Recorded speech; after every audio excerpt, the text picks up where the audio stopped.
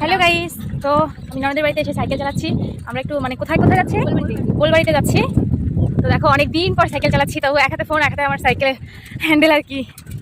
যাই হোক ভালো লাগলো। তো ওই যে পিছনে আমার ননদ, এই যে একটা বিরিয়ানি। চলো দেখা হচ্ছে পরে আবার।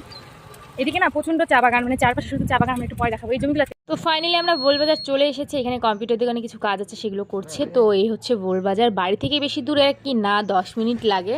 তো যাই হোক সাইকেল চালাতে চালাতে সবাই মজা করতে করতে হাসা ঠাট্টা করতে করতে খুব সুন্দর চলে এসেছি। তারপরে আসলাম ফুচকার দোকানে ফুচকা খাওয়ার জন্য। তারপরে বলেছিলাম তোমাদেরকে দেখাবো পরে চা বাগানে, দেখো শুধু চা বাগান আর চা বাগানের দিকটাতে।